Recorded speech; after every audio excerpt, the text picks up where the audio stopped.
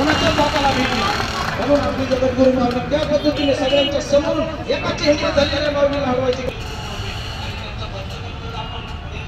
आपले गुरु असे असतात तर चेहरे असे कसे चेहरे असे माहिती होते का?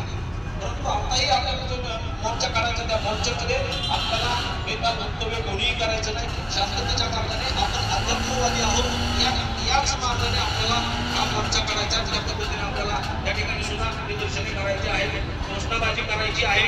परंतु असं कुठलंही नुकसान होणार नाही किंवा अभद्र आपण कोणी आपल्या तोंडातून बोलायचं नाही, जेणेकरून आपले एकंदरीत कशासाठी हा भव्य दिव्य मोर्चा काढला आहे, काय भावना दुखावल्यात, काय सांगाल?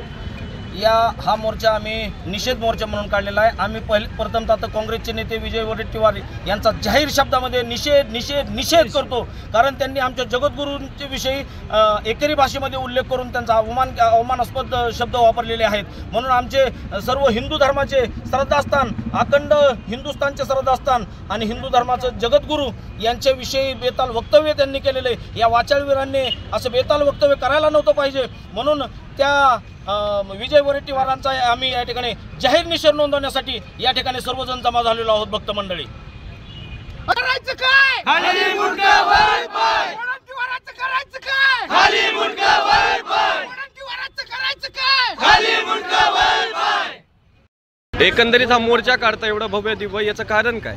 विजय वडेट्टीवार यांनी जे साधू संतांबद्दल आक्षेपार्ह विधान केलेलं आहे त्याबद्दलचा त्यांचा मी जाहीर निषेध करते। विजय वडेट्टीवारांचा मुर्दाबाद मुर्दाबाद मुर्दाबाद जाहीर निषेध।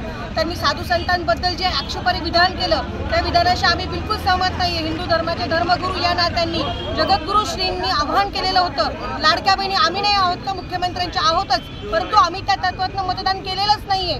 आम्हाला आमच्या धर्मगुरूंनी सांगितलं की आपला धर्म टिकला पाहिजे, ह्या तत्वातनं आम्ही मतदान केलेलं आहे। विचार आम्ही सर्व भगिनींनी त्याच हो की नाही ताई बोला की नाही?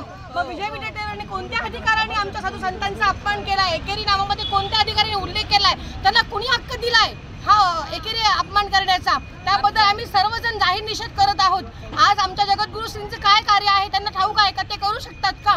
सूर्यावरती थुंकायला गेलेत पण थुंकी त्यांच्यावर उलटणार आहे, त्यांना ठाऊक नाहीये का?